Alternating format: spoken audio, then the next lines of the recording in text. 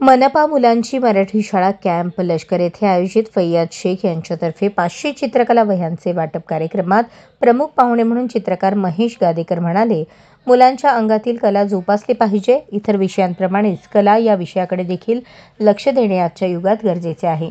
मनपा शाळेत मुलांना सर्व शैक्षणिक साहित्य शासनातर्फे वेळेवरच मिळाले पाहिजे.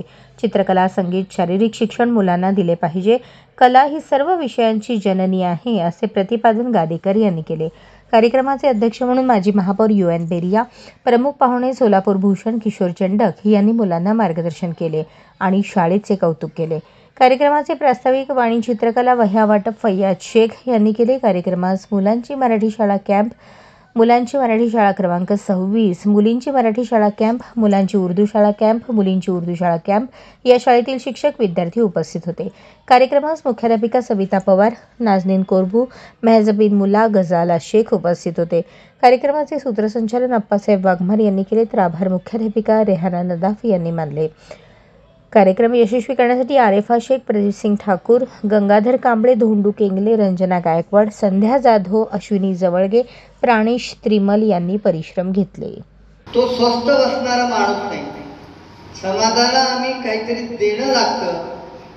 आम्हाला समाजाने किंवा आम्हाला लोकांनी मोठं केलं, आमच्या आई वडिलांनी केलं, आमच्यावर संस्कार घडवले आणि त्या संस्कारातून मी वाढलो आणि म्हणून मला समाजाला परत करायचं आहे.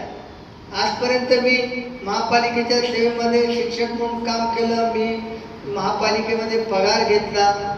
मी मोठा झालो आणि आई वडिलांचा आशीर्वाद होता. मला साथ दिली माझ्या मित्रांनी, माझ्या सहकारी शिक्षकांनी आणि मग एकदम रिटायर्ड झाल्यानंतर आपली नाळ न तोडता त्यांनी पुन्हा आपल्याशी संबंध या ठिकाणी कायम ठेवलेला आहे. हे मात्र आज मला वाटतं की कॅम्प शाळेमध्ये इतके शिक्षक निवृत्त झाले. माझी तर सेंचुरी झालेली आहे की मी निवृत्तांच्या सभेमध्ये किंवा कार्यक्रमामध्ये आलो. तर स्वागत समारंभामध्ये मी एवढंच आलो. पोचवण्यासाठी त्यांनी हे प्रयत्न केलेले आहेत.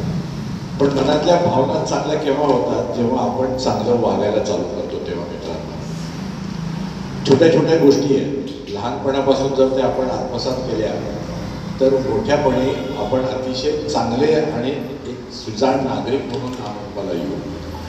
काय छोट्या छोट्या गोष्टी आहेत. अगदी आपण काही न करता, कुठलाही खर्च न करता आपण घरात जेव्हा पाणी पितो तेव्हा राहिलेल्या ग्लासमधलं पाणी संपूर्ण पिणं, हे करू शकतो का आपण? पाणी उष्ट सोडायचंच नाही, करू शकतो आपण? त्याला काही प्रमाणात आमची राजकीय व्यवस्था सुद्धा आहे. परंतु बेरिया साहेबांनी या भागात राहून या कॅम्प शाळेच्या बाबतीत जे डेव्हलपमेंट असून आत्ता मी पाहिलं की डिजिटलायझेशन झालं आहे. आता इथं प्रोजेक्टर आहे. म्हणजे अतिशय चांगल्या पद्धतीनं महानगरपालिकेच्या माध्यमातून सर्वसामान्य कुटुंबातल्या मुलामुलींना इथं शिक्षण होत आहे. ही अतिशय चांगली गोष्ट आहे.